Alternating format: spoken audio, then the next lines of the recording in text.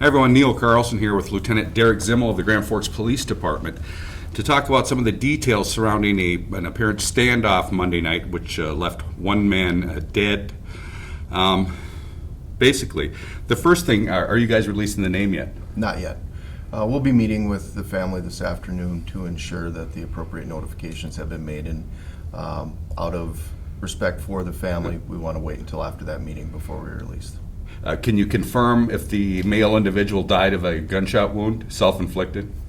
I can confirm that initial indications are that he died of a gunshot wound. I think we'll wait until the coroner's findings for anything specific on that. Okay. Originally last night, you guys were called for a welfare check. Can you talk about that? What was going on? Understand this is the same as any other investigation. Early on in the stages of any investigation, I don't think we want to get too far ahead of ourselves releasing individual details of that investigation because things do have a tendency to change. It's my understanding the male individual contacted our emergency services dispatch and asked to speak to an officer. So officers arrived on the scene and proceeded from there. Apparently, statements were made that spurred the police, a pretty massive police response. That's correct. Yeah, there was indications when officers made contact with him that the potential for violence existed. Officers withdrew to give the individual some space, contacted additional resources. And he was armed with a rifle? Again, I don't know. Okay. Well, I don't recall what was in the release, and I kind of want to stick to that. But did the officers make face-to-face contact or talking through a door? There was an initial face-to-face contact with the individual, and then the officers withdrew, and further communications were attempted using multiple means, but were unsuccessful. Is it fair to say the individual made threats at officers or others or himself? Or?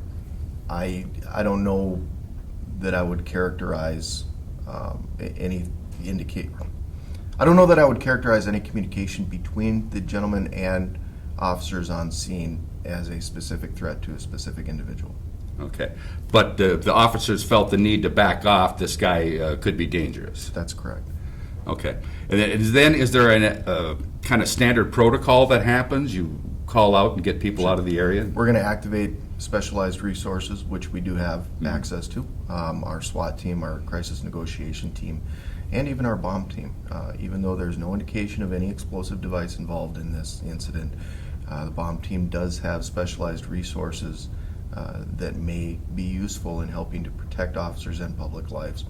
Okay. So at it was about 10:36. We all heard we're out at the scene here. The flashbang grenade go off. What happened then?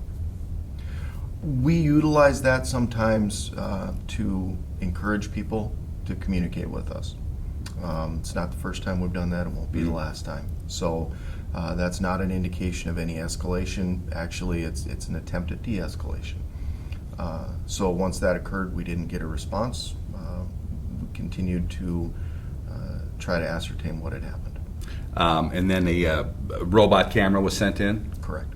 And what can that do? It can go actually look under a door, or the door is forced open, or I don't. It depends on the circumstances. Okay. It can.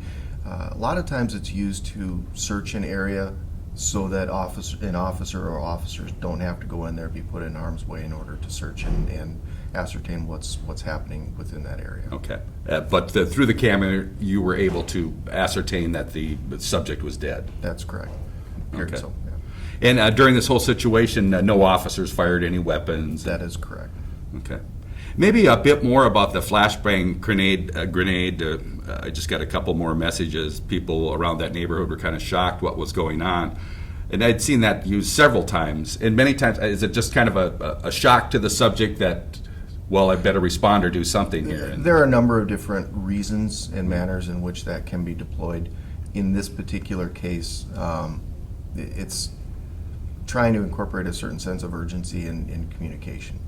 If someone thinks that, and sometimes we run into this where someone will just say, if I don't talk long enough, eventually they're going to go away. Sometimes an attention getter can convince them that we're not going to go away and we need to resolve the situation.